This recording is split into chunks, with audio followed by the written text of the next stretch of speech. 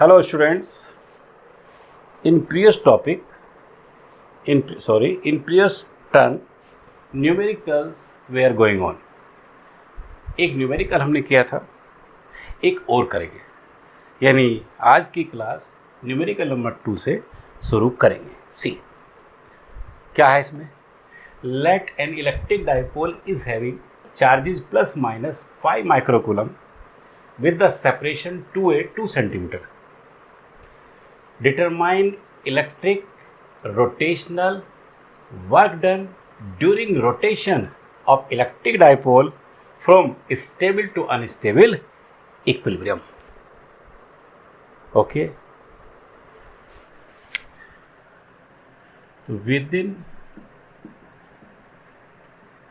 electric field 50 volt per meter.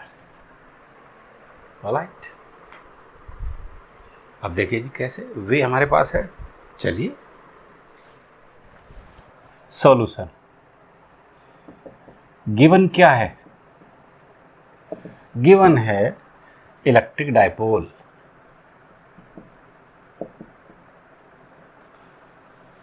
This is plus Q, this is minus q, that is given plus 5 microcoulomb minus 5 microcoulomb. This separation 2a 2 centimeter, and that is kept in electric field 50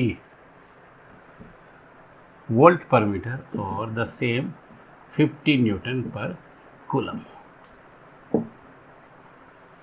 Newton पर coulomb. Problem rotational work. देखिए ये electric dipole जिसकी charges ये, separation ये, इस electric field में torque experience करेगा, इसमें रोटेशन होगा. अब अगर रोटेशन स्टेबल से अनस्टेबल इक्विलिब्रियम तक है तो कितना रोटेशनल वर्क होगा? WR problem, situation clear, proper way, no doubt, direct, basic. You know well. Work, change in energy. That is the basic. Work always change in kinetic energy, change in potential energy, change in total energy ही है. इसका मतलब यहाँ का rotational work change in, we can say, अगर मैं यहाँ rotational word लगाऊं तो यहाँ मुझे पोटेंशियल लगाना होगा. डन. चलिए जी, WR चेंज कैसे? फाइनल, यानी फाइनल एनर्जी, और we can say potential energy. Final I am taking number 2 minus initial energy, initial potential energy number 1. Okay, final number 2 minus initial number 1, and nothing. You have its standard. Final means that is the case of unstable. Unstable में energy कितनी करके आए हम? That is maximum 1, यानी PE minus number 1 stable minimum minus PE means PE plus PE means 2PE. Okay, steps going on. अब respective calculation. चलिए, see this side WR 2 P, this is Q into 2A into E. P को simplify कर लिया. बढ़िए, 2Q यानी magnitude either charge. Alright, charge कोई भी हो, magnitude same, and that is 5 micro. Open कर लो, 10⁻⁻⁶ 2a, 2 centimeter. But I did said to you, and that is in your basic. We have to be very attentive about the system of units.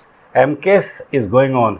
It means centimetre को metre बदलना नहीं भूलेंगे. Okay, यानी that is nothing 0.02 metre and E is 50. चलिए जी, do its calculation. That is going on, and that is, see the same, 2, 5, 10 into 10 की power minus 6 into 2 into 10 की power minus 2 into 50.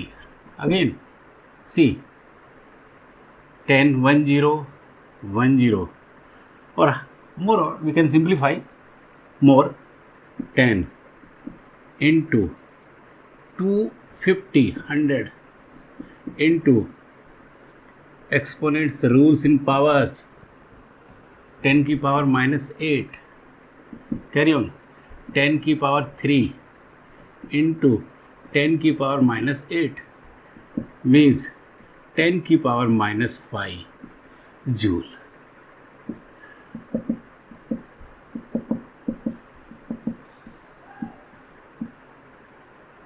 Okay, check the same one, 2, 5 multiple, again simplify, then 250 multiple, simplify. Okay, right, यानी numerical is to be completed. अब देखो, इसमें एक बात और मैं ऐड करूँगा. ये क्वेश्चन हल्का सा कंसेप्चुअल बनाया कि साहब स्टेबल से अनस्टेबल, यानी यहाँ rotation orientation is not given, लेकिन हम इसे रोटेशन ओरिएंटेशन की फॉर्म में भी मेंटेन कर सकते हैं. कैसे करेंगे? वेयर यू सी रोटेशन कहाँ से कहाँ तक है मेरा, θ1 0 डिग्री स्टेबल के लिए, θ2 कितना है मेरा, this is nothing 180 degree. Okay, then this rotational work as potential energy कितनी है मेरी, PE cos θ1 minus cos θ2. See the same, PE, this is cos 0 degree minus cos 180 degree. See, this is PE, cos 0 1 minus cos 180 minus 1, and that becomes plus 1, and 1 plus 1 2. Finally you are getting 2PE. See the same thing, this is also here 2PE. इसका मतलब एक बच्चा अगर ऐसे कर रहा है तो भी सही है. तो with that numerical is to be completed. And now I have come to the next one, and by the way I would like to see next one is 101% essential as well as important for CBSE as well as competition, and that is Gauss theorem. देखिए, scientist Gauss ने basically field को use करके एक basic as well as important explanation as well as verification दिया. खैर, क्या है वो थ्योरम, क्या है, यू सी, ये तब क्लियर होगी जब इससे रिलेटेड दो बेसिक्स या दो बेसिक फैक्टर्स हमें क्लियर हों. यानी ये थ्योरम जो है इट डिपेंड्स अपॉन 2 फैक्टर्स. तो 2 फैक्टर्स मेरे क्या है, अब उन फैक्टर्स को पहले मैं 1 बाय 1 क्लियर कर लूँ, फिर उनको यूज़ करके हम थ्योरम को एक्सप्लेन, थ्योरम को मेंटेन करेंगे. यानी सीधी सी बात है, डिपेंड्स अपॉन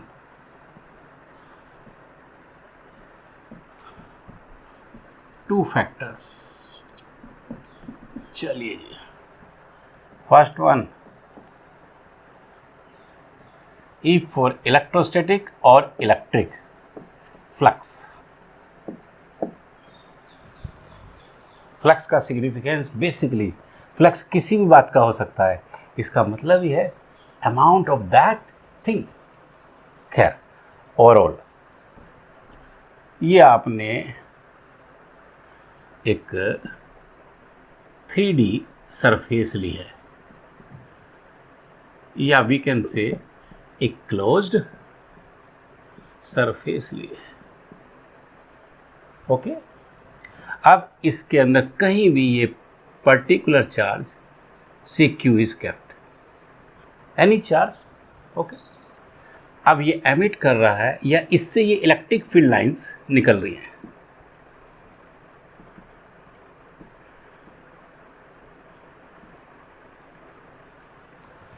बस जी, ये जो फील्ड लाइंस कम्स आउट हो रही हैं इस सरफेस के थ्रू, उनका कितना अमाउंट है, that is the electrostatic flux.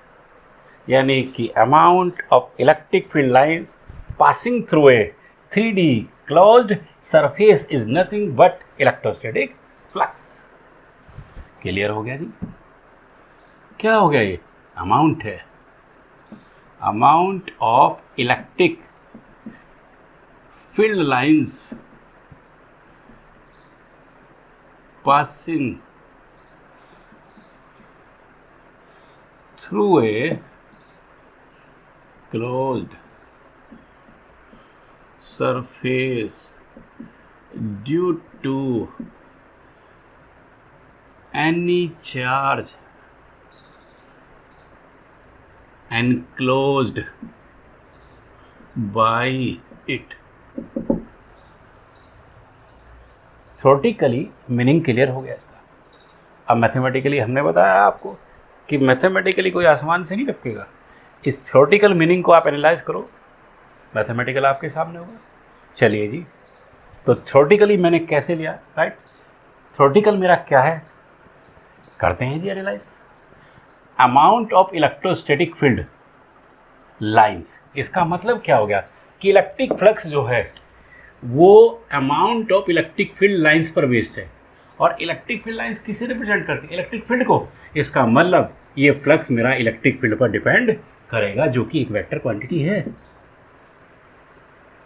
Analyse going on. Passing through a surface, surface जिसका कोई ना कोई सरफेस एरिया होगा, इसका मतलब ये सरफेस एरिया पे भी डिपेंड करेगा, और ये भी एक वेक्टर क्वांटिटी है। हमने डी लिया, स्मॉल लिया, तो समझ लो हम पहले स्मॉल फ्लक्स की बात करें, फिर total integration, simple. Okay, due to any charge enclosed by it, done. Analyse कर लिया मैंने कि साहब ये जो फ्लक्स है ये दो फैक्टर्स पे डिपेंड करता है। अब कैसे, बस ये क्वेश्चन बचा मेरा, सिंपल। देखिए फ्लक्स में क्या है, बेसिकली फील्ड लाइंस है जिनकी कोई डायरेक्शन नहीं। इसका मतलब फ्लक्स की कोई भी डायरेक्शन नहीं। इसका मतलब फ्लक्स एक स्केलर क्वांटिटी है, स्केलर। इसका नोटेशन फाई ई, राइट? बात करता हूं, इसका मतलब हमें एक स्केलर को जो कि टू वेक्टर्स पर बेस्ड है मेंटेन करना है, कर लिया बाय द डॉट प्रोडक्ट। और complete expression flux phi E integration d phi E integration this, small one is this, total by integration. तो कितना फ्लक्स पास हो रहा mathematically, done.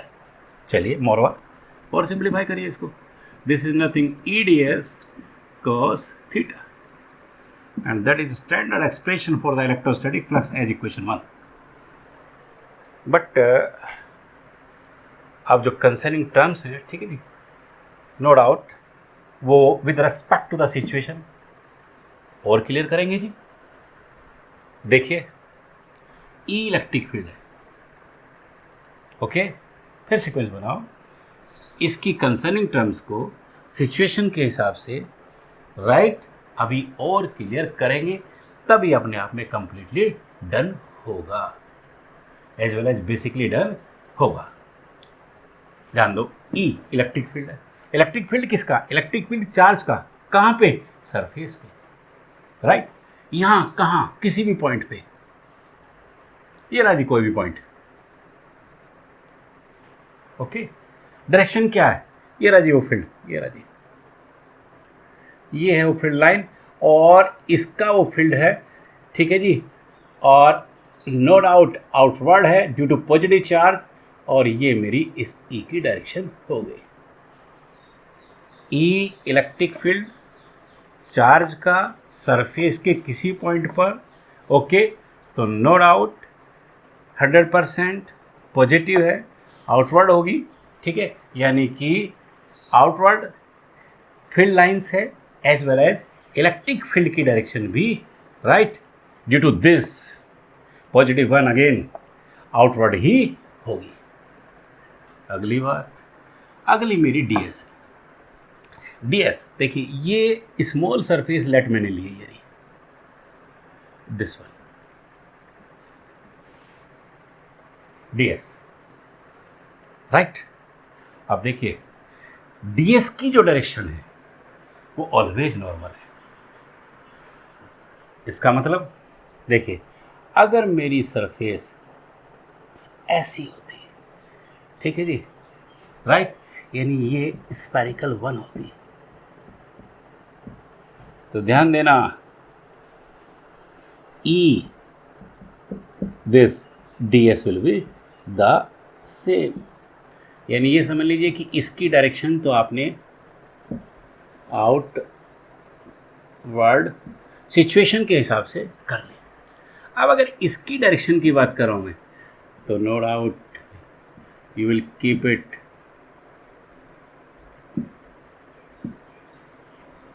Direction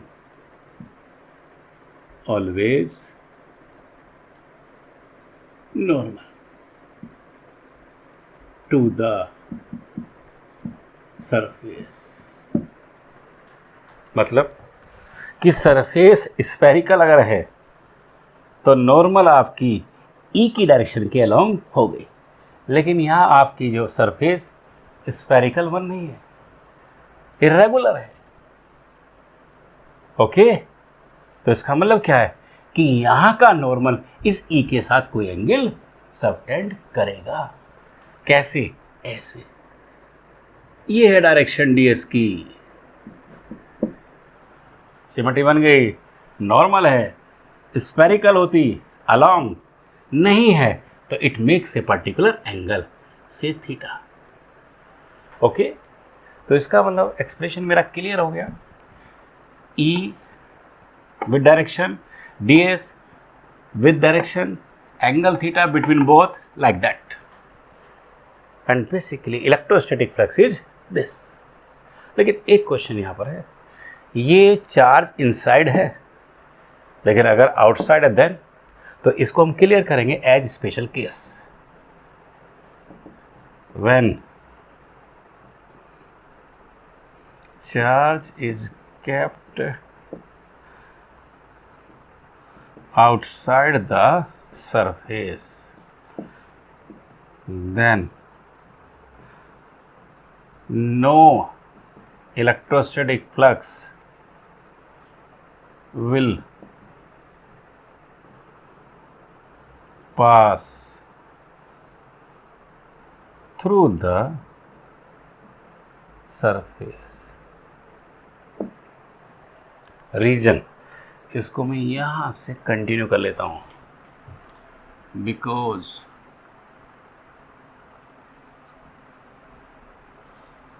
amount of entering and leaving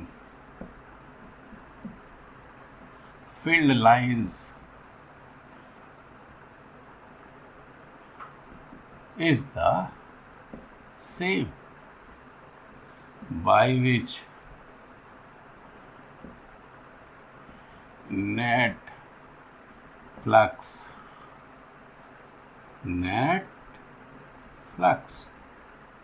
becomes zero.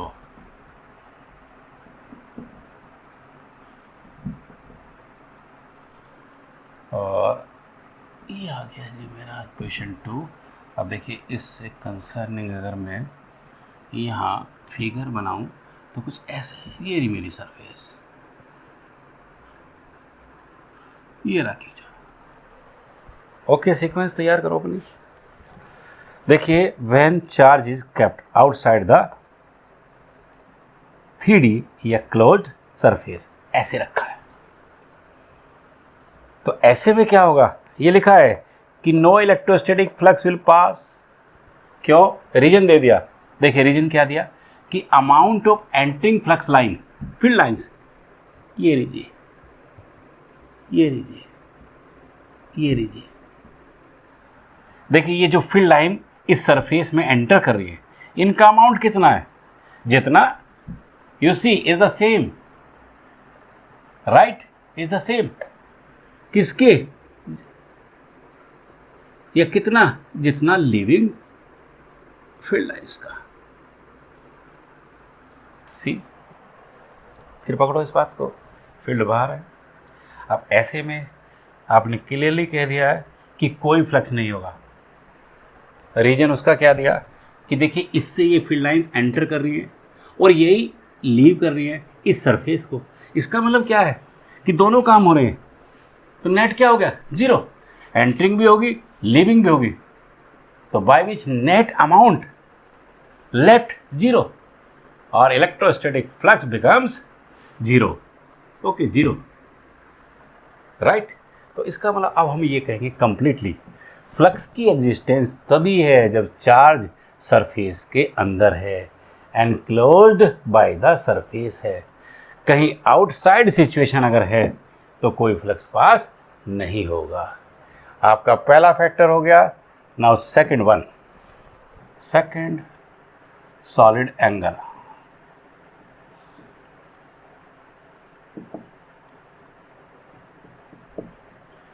Okay,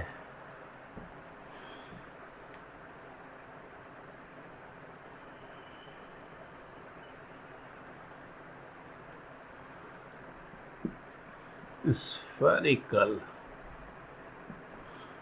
surface, right. और अब आप ये समझ लीजिए कि यहाँ आपने फिर वैसे ही क्लोज्ड सरफेस। ओके, ये स्मॉल सरफेस एरिया, ये सेंटर है,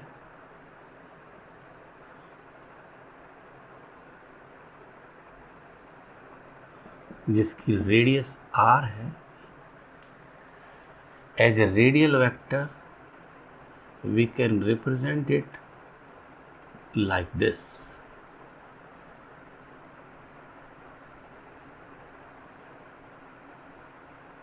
R. Okay. And note out here ds along. Small है d ओमेगा। समझो इसे, फिगर देखो, मैंने स्फेरिकल सरफेस बनाई, ये स्मॉल सरफेस मैंने कट किए, स्फेरिकल की रेडियस ये है, radius as a radial vector मैंने रिप्रेजेंट कर दिया आउटवर्ड। अब अगर मैं सरफेस, इस स्मॉल सरफेस एरिया की डायरेक्शन की बात करूं तो मुझे पता है नॉर्मल है, स्फेरिकल मतलब स्फेरिकल के अंदर कैसी होगी? नो डाउट सेम होगी, यानी डी एस आर दोनों के दोनों along.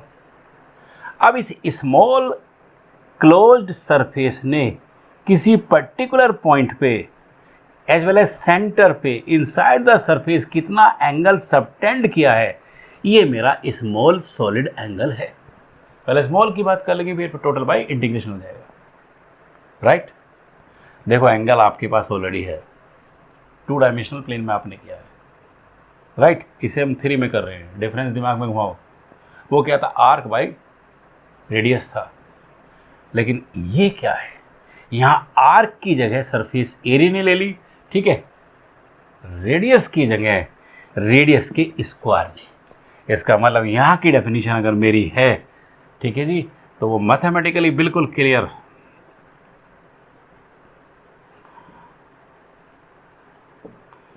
That's nothing, this is omega is its notation, integration d omega, and this is ds divide by r square integration.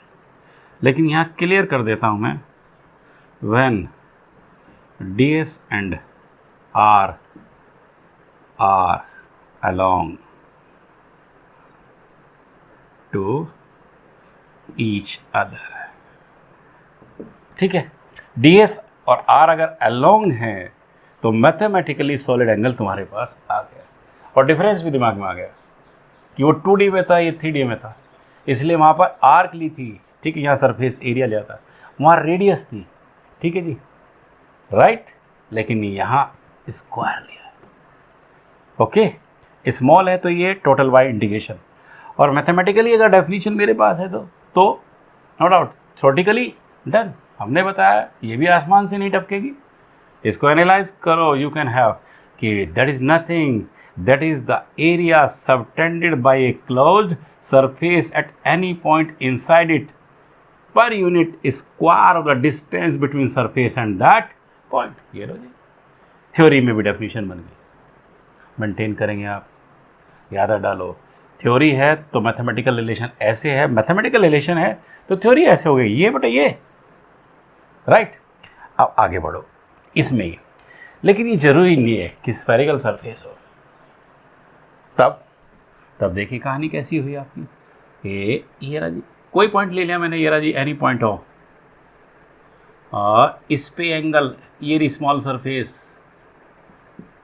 ठीक है, very, I would like to say very small one I am taking, very I am saying for that point of view, और for which point of view that positions of both ends remains the same, okay. फिर समझो, क्योंकि spherical नहीं है तो ends की position इस particular point से अलग अलग होगी, लेकिन अगर हम इसे बहुत छोटी लें, वेरी वेरी स्मॉल वन लें, तो ये अप्रॉक्सीमेटली सेम होगी, एंड से आर होगी, ओके। ऐसे होगी तो ये समझ लीजिए कि आर को एज रेडियल वेक्टर रिप्रेजेंट कर लिया, लेकिन फिर मैं वहीं आ गया प्रॉब्लम पर कि ओके कि यहाँ अलोंग है और बेस यही है, लेकिन अलोंग अगर नहीं है क्योंकि सरफेस बदल गई, इसका मतलब क्या हो गया कि ds अब नॉर्मली ऐसे नहीं होगा, ये कुछ ना कुछ एंगल बनाएगा, यानी कि ds इस पोजीशन में, ठीक है जी, r के अलोंग नहीं होगा, ये कुछ ना कुछ एंगल से एंगल थीटा, ओके। बेस ये है, फिर रिपीट कर रहा हूँ, लेकिन अगर ऐसा नहीं है कोई नहीं, तो हम बेस को मेंटेन कर लेंगे और फिर सॉलिड एंगल डिस्कस कर जाएंगे। कैसे मेंटेन करोगे, क्या लिखा आपने कि दोनों के दोनों अलोंग होनी चाहिए, कर लो, यानी इस ds को रिजॉल्व कर लेंगे अलोंग आर, और रिजॉल्व कैसे करते हैं दैट यू नो, ये राजी, ये प्रोजेक्शन अगर मैं यहाँ ड्रॉन करूँ तो समझ लीजिए कि रिजॉल्व हो गया by this segment, this, and that is by horizontal component ds cos theta, बस। तो ये इसके along by horizontal component maintain हो गया, दंडन। इसका मतलब क्या हो गया, यानी ये समझ लीजिए कि इसको हम एज ए स्पेशल केस ले लेते हैं,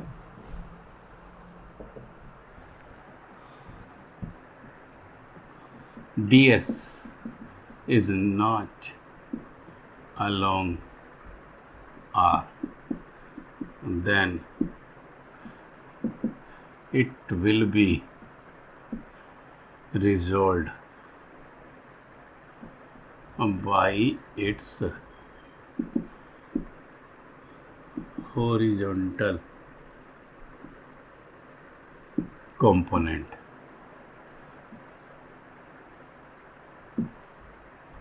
ds cos थीटा, एंड देयरफॉर, ये लो जी सॉलिड एंगल आ गया, ठीक है जी, कि ds अगर अलोंग नहीं है तो इसको रिजॉल्व करेंगे horizontal component ds cos theta से, ठीक है। अब सॉलिड एंगल के लिए हमें पता है ये एरिया बाय दिस है, लेकिन अब एरिया नहीं है बल्कि उसका हॉरिजॉन्टल कंपोनेंट है, यानी that is integration d omega integration ds cos theta divided by r square, equation 3। तो अब आप ये समझ लीजिए कि जो सीक्वेंस आपकी कह रही थी कि गोल्स थ्योरम के लिए आपको ये फैक्टर्स चाहिए, ये दोनों कर दिए आपने। ओके, अब दोनों को यूज़ करके मैं थ्योरम पे कंसंट्रेट हो रहा हूँ। Okay,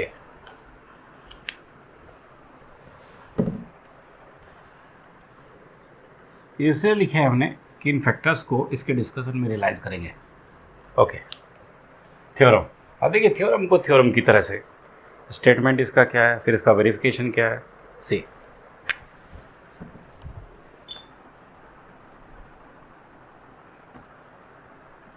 it states that electrostatic flux passing through a closed surface is equal to the 1 by epsilon naught times to the total charge enclosed by it, that is flux phi E integration d phi E integration E ds cos theta is nothing 1 by epsilon naught to the total charge. This is Qi 1 to capital N, or this is Q divided by epsilon naught. Okay, when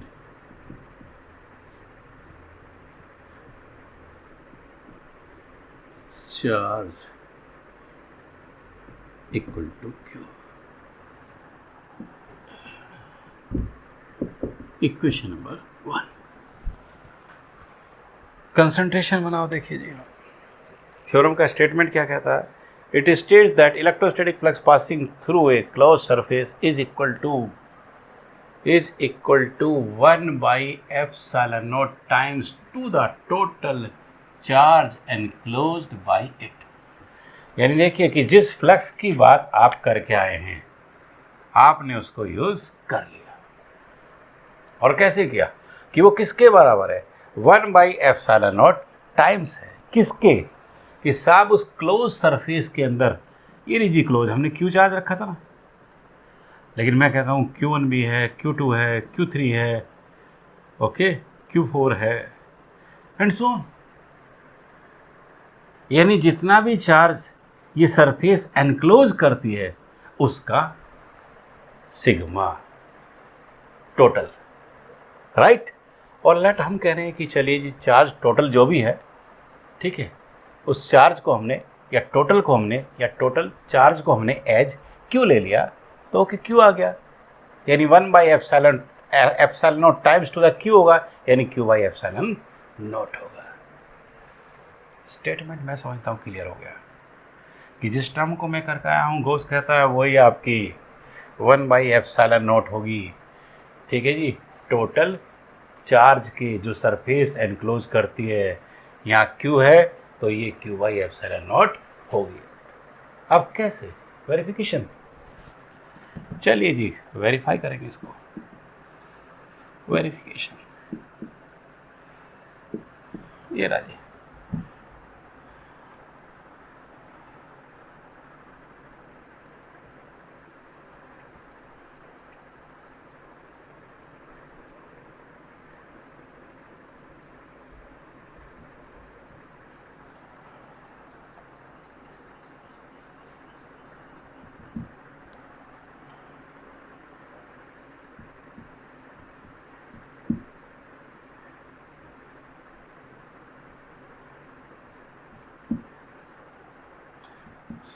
say R and denote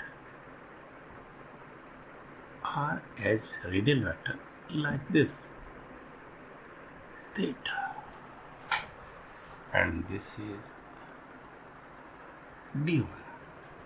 simple to maintain. उसी तरह से close surface ले लिया आपने, ये लीजिए closed. देखिए scientist Gauss के नाम से इसको हम एज गॉसियन सरफेस भी कहते हैं. तो चलिए गॉसियन सरफेस आपने ले ली, और जनरली गॉसियन सरफेस ही हम यूज़ करेंगे.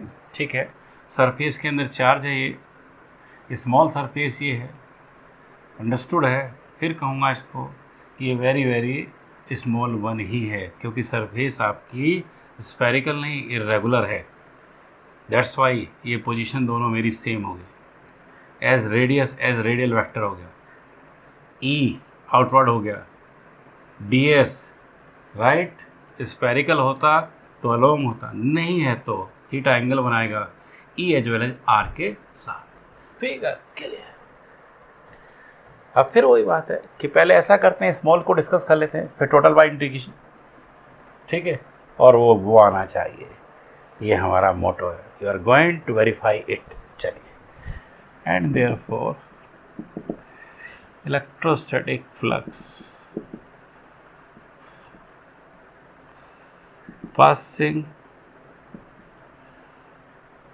through the small surface will be, ये रह गया आपका, that is d phi e. This is e ds cos theta. Okay, where ये जो E है, ये इस चार्ज के इलेक्ट्रिक फील्ड का इस पॉइंट पर, ये रहा जी पॉइंट P, मैग्नीट्यूड है. दैट यू नो, ये रहा जी, it is 1/4 pi epsilon nought. This is Q R square. मतलब यही जो डी फाई गोइंग ऑन है बेटा जी, ये मुझे मिल गया 1/4 pi epsilon not Q divide by R square D S cos theta. Okay, अब देखो हल्का सा सोचो, ये क्या दिख रहा है आपको?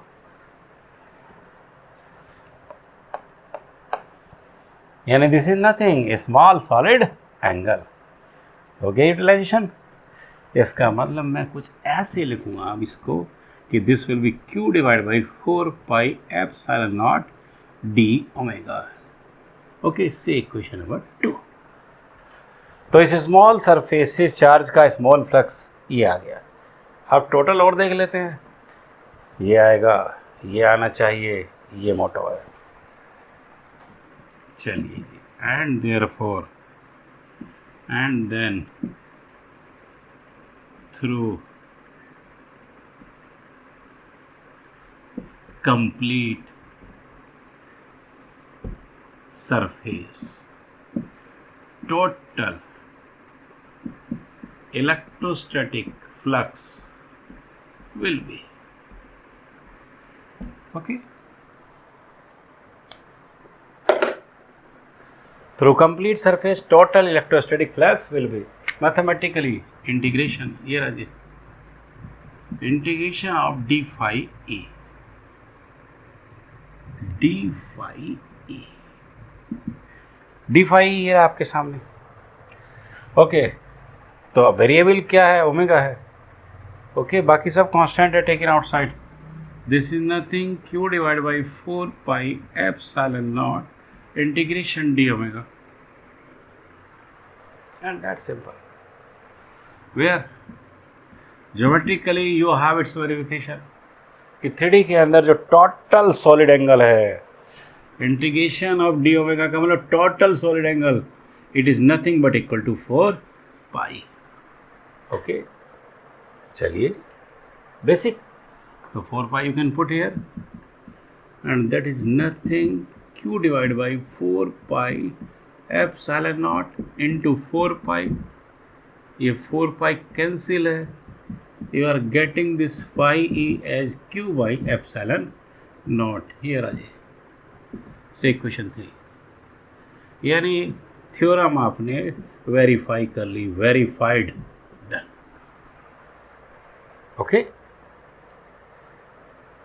क्या स्टेटमेंट था, क्या वेरिफिकेशन है, क्या रियलाइजेशन है, ये दो फैक्टर्स पर बेस्ड है, यस है।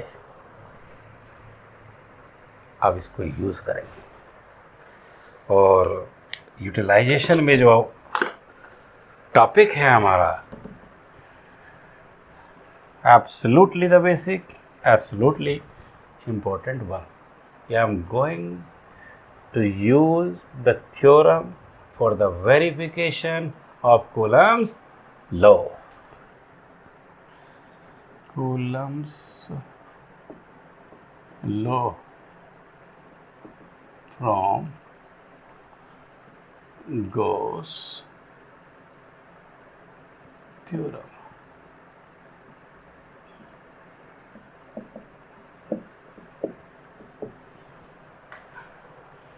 Okay, see it. इसके लिए close surface as spherical one हमने ले ली है, this is spherical Gaussian surface. Okay,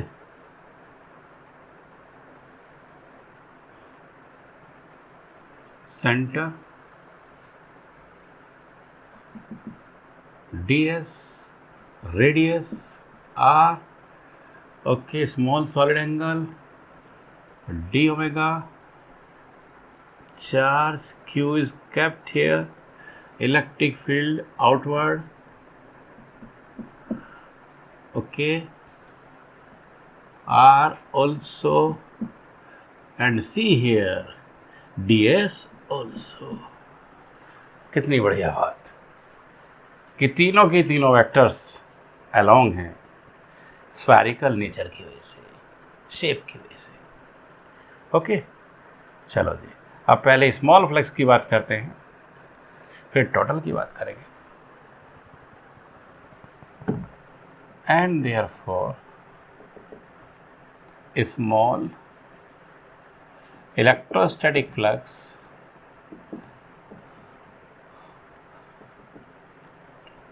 passing through a small Gaussian surface will be, ये राजी d phi e, this is EDS cos 0 degree, E और DS के बीच का angle along 0 degree means this is EDS d phi. चलो जी, small आ गया मेरे पास। एक इक्वेशन जब हम वेरीफाई कर रहे थे थ्योरम को, वहाँ हमने ई की वैल्यू को पुट किया था, क्योंकि वहाँ हमें उसका वेरिफिकेशन करना था, देखना था कि वो कंप्लीट इसके बराबर। लेकिन यहाँ ये ई हमारी प्रॉब्लम है, अननोन है। ओके, स्मॉल हो गया। देन अब टोटल की बात कर लेते हैं।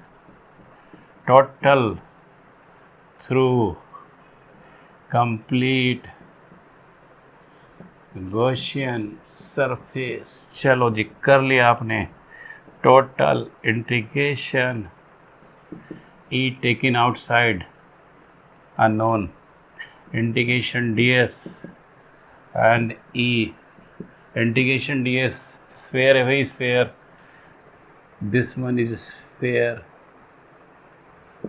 okay, यानी कि this is 4 pi r square, equation 2। बढ़िए, तो जो सिचुएशन हमने इसके वेरिफिकेशन, एक्सप्लेनेशन, डेरिवेशन के लिए ली है, उससे रेस्पेक्टिवली स्मॉल और टोटल फ्लक्स हमने एक्सप्लेन कर लिया। लेकिन आपने कहा है कि इसको आप गॉस थ्योरम से करेंगे, गॉस थ्योरम को यूज़ करेंगे, लेकिन अभी तक यूज़ की कोई बात नहीं आई, अब आएगी, क्योंकि फ्लक्स क्लियर हो गया है। सिचुएशन ने कहा है फ्लक्स ये है और गॉस थ्योरम कहती है फ्लक्स ये है। चार्ज अगर क्यू है, यस क्यू ही है, इसका मतलब we can use here Gauss theorem and therefore using Gauss theorem. चलिए जी, phi E, it is phi e, okay, phi e is q by epsilon naught। Sequence बन गया है। सिचुएशन ने कहा है फ्लक्स ये है, थ्योरम कहती है कि यही फ्लक्स ये है। जब यही फ्लक्स है तो इसकी वैल्यू को यहाँ पुट कर देंगे mathematically, 4 pi r square and this is q by epsilon naught।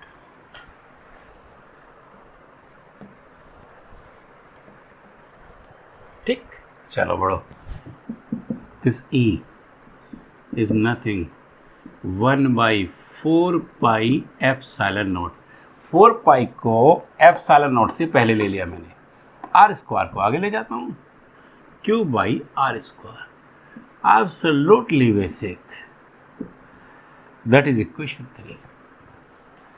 हिसाब कितना फील्ड पार हो रहा है गोस थ्योरम यूज करके आपको पता चल गया, ठीक है।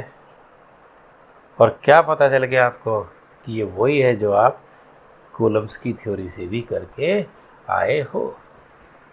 बस अब एक स्टेप मेरा बचा है, बढ़िए। अब लेट मैं कहता हूँ कि जिस पॉइंट पर हमने फ्लक्स की बात की है उसी पर लेट हम कहते हैं कि यहाँ कोई यूनिट पॉजिटिव टेस्ट चार्ज रखा है, ठीक है। कहाँ रखा है? ये इस फील्ड के अंदर रखा है जिसे अभी आपने एक्सप्लेन ड्राई किया है। तो चार्ज अगर फील्ड में है तो फोर्स लगेगी। कूलम्स लॉ में इलेक्ट्रोस्टैटिक फोर्स ही तो है, फोर्स को ही तो वेरीफाई करना, फोर्स को ही तो फाइंड आउट करना है थ्योरम से। ओके, लगाते हैं जी। And when plus q nought is kept at the surface in the same electric field, then it experiences electrostatic force। Okay, और ये फोर्स मेरे पास आ गई है। This is E Q naught, E field force by charge, तो force this, चलो बढ़ो, E ये रहा जी, it is 1 by 4 pi epsilon naught, this is Q divided by R square into Q naught into Q naught। और कितनी बढ़िया बात, यानी ये फोर्स आपको एज कूलम्स लॉ मिल गया, यानी आपने कूलम्स लॉ को वेरीफाई कर दिया। इट इंडिकेट्स कि Coulomb's law is verified bye Gauss theorem. Done. और अब यहाँ पर हम एक दो छोटी छोटी बात करेंगे।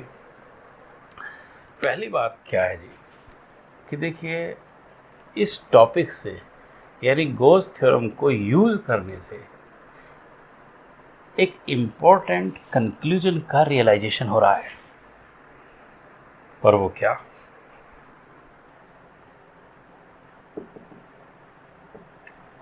कंक्लूजन ये है जी कि electrostatic force and electrostatic field,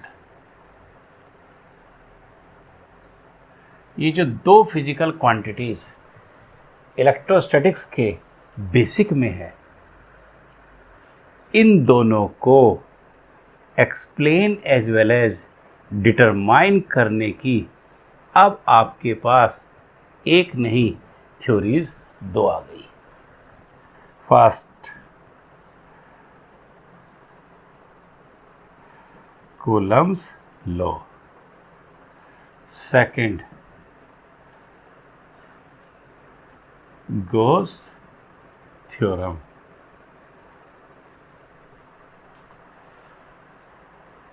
यानी कितनी बढ़िया बात कि फोर्स फील्ड हमारे पास ऑलरेडी कूलम्स लॉ से भी था और आज गॉस थ्योरम को यूज़ करके, अब गॉस थ्योरम को यूज़ करके, ठीक है, ये भी पता चल गया कि गॉस थ्योरम से भी हम फोर्स फील्ड निकाल सकते हैं। इसका मतलब सिचुएशन के हिसाब से, ठीक है, CBSE हो या कोई कॉम्पिटिटिव प्रॉब्लम हो, हम कूलम्स लॉ और गॉस थ्योरम यूज़ करेंगे। कहाँ कूलम्स लॉ होगा, कहाँ गॉस थ्योरम होगा, इनके एक्सप्लेनेशन के लिए। लेकिन एक डिफरेंस दिमाग में रखना है कि कूलम्स लॉ जो है, राइट, ये वेक्टर फॉर्म में, यानी कंप्लीटली इलेक्ट्रोस्टैटिक फोर्स और इलेक्ट्रिक फील्ड को एक्सप्लेन करता है, but Gauss theorem only in terms of magnitude करता है, क्योंकि गॉस थ्योरम के पास फ्लक्स है और फ्लक्स एक स्केलर क्वांटिटी है, तो स्केलर से तो मैग्नीट्यूड ही मिलेगा। यानी बेस तो डन हो गया कि दोनों की दोनों क्वांटिटीज़ के लिए दोनों थ्योरी, दो हथियार मुझे मिल गए हैं, सिचुएशन के हिसाब से यूज़ करूँगा, बट ये दिमाग में रखूँगा कि अगर मुझे डायरेक्शन मैग्नीट्यूड दोनों चाहिए, ठीक है, तो कूलम्स है, राइट, और मैग्नीट्यूड का मतलब गॉस थ्योरम ही होगी, राइट, क्योंकि इलेक्ट्रोस्टैटिक फ्लक्स, फिर रिपीट कर देता हूँ, स्केलर क्वांटिटी है। ऑलराइट, एक छोटी बात अगली क्या है जी, कि इसका मतलब गॉस थ्योरम आपने यूज़ कर ली है और जिससे फोर्स फील्ड दोनों निकाले हैं। यूज़ का मतलब एप्लीकेशन, तो इसका मतलब ये गॉस थ्योरम की एक इटसेल्फ इम्पोर्टेंट एप्लीकेशन है। अगर ये क्वेश्चन आए, discuss one basic important application of Gauss theorem, you can do the same topic. ये जो किया है हमने, ये जो हुआ है, ठीक है जी, यानी दूसरी, ये समझ लीजिए, एक बात अगर मेरी ये है तो दूसरा कंक्लूजन मेरा ये है, ये क्या है, ठीक है जी,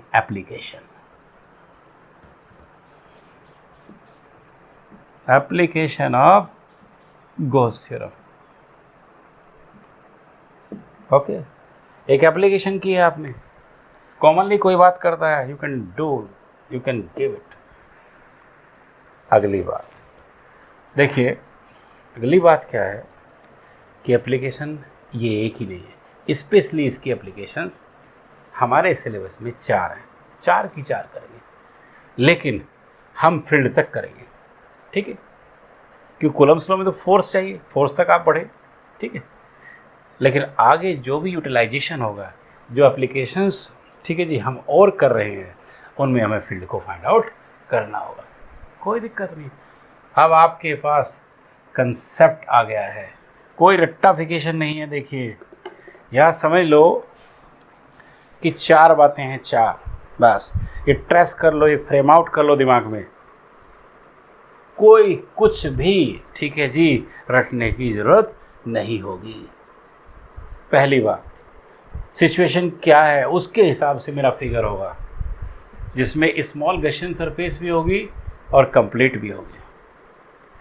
दूसरे, सिचुएशन के हिसाब से फ्लक्स होगा, स्मॉल भी होगा, टोटल भी होगा। तीसरे, मुझे गॉस थ्योरम को यूज़ करना है। चौथे, मुझे रिजल्ट मिल गया। बस ये 4 बातें फ्रेम आउट हो जानी चाहिए, रट्टाफिकेशन ख़त्म, और समझ लो कि एप्लीकेशंस मेंटेन्ड हो गई। With the same I am going to close here, next time पे, and the repeating thing, subscribe कीजिए, लाइक कीजिए, और एक छोटी सी बात और, चलते चलते, अब देखिए 6ठी 7वीं क्लास हमारी चल रही है, मैं समझ रहा हूँ, यह मुझे उम्मीद ये है कि सब कुछ आपकी समझ में आ रहा होगा। फिर भी कहीं भी कोई भी किसी किस्म का डाउट अगर है तो हमने बताया था आपको कि उसे आप पुट करेंगे, ठीक है जी, राइट, वो प्रॉब्लम 100% आपकी रिमूव होगी, ठीक है। बट यू सी कि जो मटेरियल, जो कंप्लीट नॉलेज मिल रही है, ठीक है, राइट, उस पे आप नॉर्मली एंजॉयमेंट के साथ लगे रहें, you will get the target. Thank you.